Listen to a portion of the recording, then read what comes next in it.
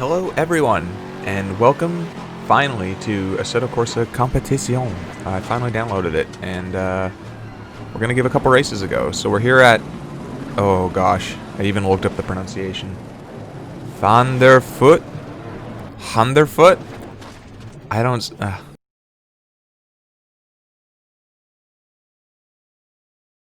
Zandvoort. Zandervoort, right, welcome to Zandervoort. So an unfortunate tap there, and that's going to put us all the way back into last place. It is a 15-minute race, though. Unfortunately, you can't see that right now. I forgot to replay or record until halfway through this race. My apologies, please forgive me. Anyway, we're just going to get back to it. A 15-minute race, a lot can happen, and sure enough, this is an amateur lobby. I mean, two people having trouble right away. We're going to slot right through the two of them. Not really escaping, though. We're going to come under pressure from the Audi right away. You'll see in just a moment. He's not giving up that easily, so we're going to have a bit of work to do. But I know this track pretty well. I've spent some time on here on vanilla Assetto Corsa, racing MX-5 Cups and GT86s, so much slower cars. Oh, beautiful camera shot. But it helped familiarize myself with the course, so the only thing I really had to adjust to was being so much quicker entering the corners. The brakes make up for the speed and everything, so braking points are almost the same, but stuff like this corner you can take flat out in most cars that I've driven. Here you're just stabbing off and on the throttle to make sure the weight transfers to the front and you get that grip and you're good to go. Anyway, skipping ahead a little bit. I'm just going to drive wide like a total noob. That's why I'm in the amateur lobby. You can see the amateur sticker there on the hood. Very, it's not big enough in my opinion. It needs to be bigger to let people know how much of an amateur I am. Anyway, we're going to lose position to the Lamborghini. It's no big deal. He's going to drive wide. We're going to try slotting up beside him for a run down to the big braking point up here. It's not going to happen. He gets a very good run. Collect himself nicely. Excuse me. So coming into this big braking point here, right-hander, 90 degrees almost into a almost 180 degree hairpin. A lot of fun. He goes in way too deep, cuts back across the track. We managed to just slot by him very nicely and get ahead. We're going to come into the fast right-hander here, and we are under no threat whatsoever. Good stuff. 7th place secured. We're going to go down the straight here and get away from it all, honestly. I think we're going to skip ahead a lap now. Where are we? Skip ahead a half a lap, and we're going to catch up to this pack of 4. I'm in 6th place now, so that means 2nd place is up there, and 3rd place just spun around off into the sand. Very easy to do there. Such a fast corner. The camber of the road doesn't help. If you get on the gas too early or carry too much speed, gonna walk around that Lamborghini like he's sitting still. I think he pretty much was breaking up. Coming on to the back of the McLaren here. Skipping ahead. Nothing really happened for a bit. This Lamborghini, like, at first he's showing me signs that he doesn't know the track, and then he pulls something like that out of his hat, so I really don't know what to make of him at this point. That was one hell of a lunge, perfectly executed. I'm just hella impressed. And then this happens. We're coming around the sweeping right-hander. We made it for the most part. I guess there's another one here. This is where you have to lift, and he brakes and then brakes again. Very sketchy. I don't want to go under braking while I'm coming in so quick. It could throw my back end out to the outside, but we get by. Skipping ahead a lap, we catch up to the McLaren position up, and we are going to go for a little battle. We're going to close that gap right up around this corner and basically have a really fun half a lap here. This was a work, and I like this. I like when a person's just slightly slower or quicker than you, and you're right on their tail, and you have to like grind for a few laps, and you have to wait, and you get to observe their driving habit. I like this kind of stuff. So we're gonna have a fun little battle here, keep it nice and close. And between him and I, what it boiled down to was he would have some corners a little bit better than me, but there was 1 or 2 that I had massively better than him. One of which being here. You can brake pretty much at the end of the curb on the left side there, using just the tip of the crest to kill off most of your speed, and then bleeding off the rest down the hill. If you miss the crest, it can be very sketchy going down the hill under brakes, because then it starts turning. That's when you lose your back end like that red Audi. Anyway, going for a move up the inside. It's a bad spot to do with the late apexes. You risk contact if you go for a move on a late apex, so it's more of a bluff charge. I don't like people who lunge me in a late apex, so I try not to do it with people. Runs a bit wide here, the blue McLaren, so we're going to get right beside him and have a nice little drag race up to the big braking point. Killing me in the straight line speed, though, that McLaren. I don't know if he got a better run or what. Going to fake around the inside just to try and make a mistake. He doesn't. He does not make any mistake. So we're going to have to settle him behind around... It's almost like a carousel. I'm not going to call it that, though. Anyway. Coming up to the flat-out right-hander. Not flat-out right-hander here, but the the right-hander, third gear, you dab the brakes, and he just runs a tiny bit wide. And right here is the other spot I've got down massively greater than him, I think. No, it's not, sorry. My mistake. It's just that right-hander entering it. Coming up to the braking point at the end of the straight, McLaren was so close that I had to go full defense. But you can see, even on full defense, I kind of get a better exit than him. And that's basically how I sealed the deal with the McLaren.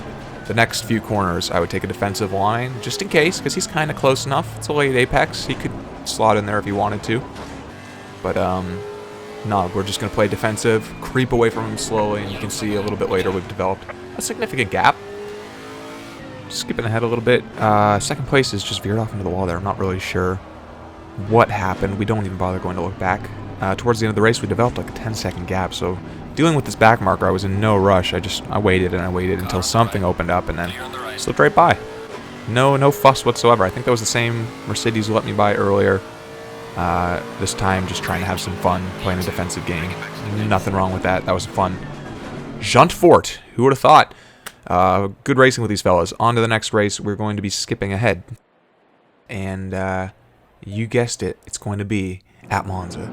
So, starting in something like 17th place. Lots of people here. I think like 24 something. Maybe just 20. I can't remember. We'll see in just a second. But, we're going to find out. This is for science.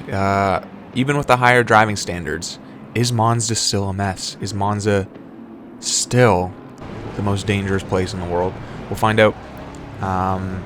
So again, for science, I'm going to let everybody go. I'm just going to ease off the gas at the beginning and start dead last because we need to observe. We need to study the nature of this track and find out if it is truly evil and bringing out the worst in people.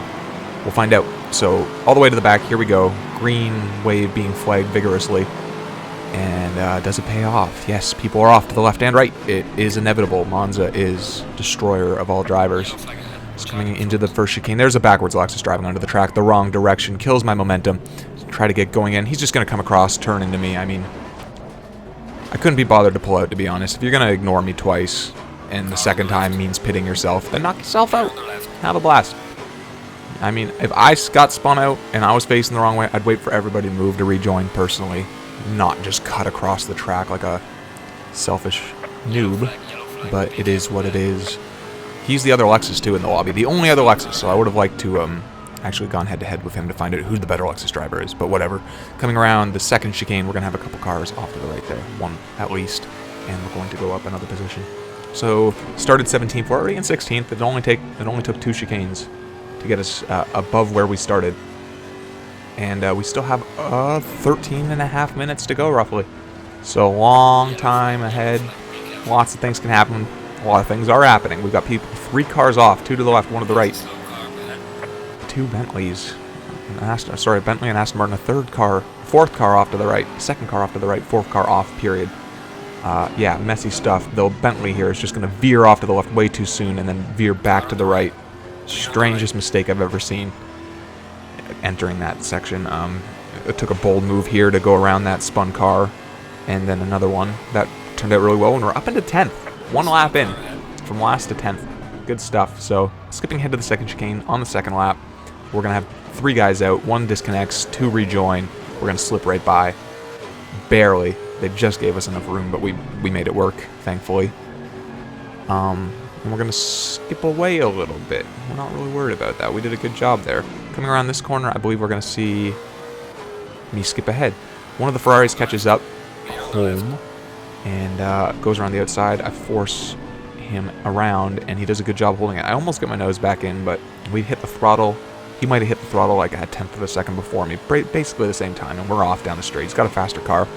I was just looking at the bright side. I've got this guy's toe now, a faster vehicle, so I'm going to reap the benefits of him in the straights and my handling in the corners. This Lexus is very well planted. It was quite a treat skipping away from the Lamborghini to this. We're going to have an incident between Ohm and that green Porsche, and look at this. Look at this. This is like a once in 20 game thing in Project Cars. We got somebody waiting after an incident. And this is like my 4th race. So that bodes well for the driving standards of the community. I'm liking what I see for the most part.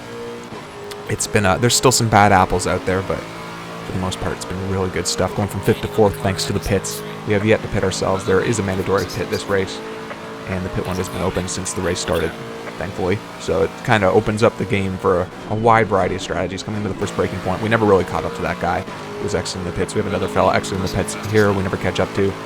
But up into second place, which is amazing considering I was last a second ago. Granted, I still have to pit, but I feel pretty good about how things are going so far. So here we go. I'm going to pit this lap. Still second place. We got like a 15 second gap to the guy in, well, the next closest threat. And I think he's a lap back even. So we're doing pretty good. We're going to get our pit out of the way. I believe we go down to third, probably. We'll find out in just a second. I like these pits. They're fun.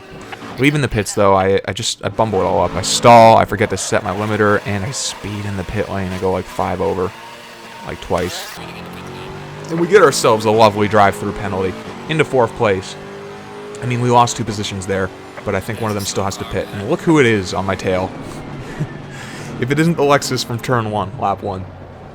Caught up, blinking his lights. I mean, he would just love to see me make a mistake, and well, I give it to him. I drive wide. He gets to go around, and he just couldn't have gone better for him. Granted, he had the roughest start of anybody, and he is just flying away, so good on him. I'm going to serve my drive-through. Maybe I could have battled him if I didn't make that stupid mistake, and the one where I have to, you know, sped in the pits having to serve this. Maybe I could have kept up with him and had a nice battle for the dominant Lexus position, but not how it's going to go. We're actually going to come out in 5th place with 6th and 7th coming in hot. As you'll see from this next shot, we've got an orange Audi and a green Porsche, I want to say, coming in hot. Maybe I didn't include the camera shot. Oh well. Rear view mirror. There they are.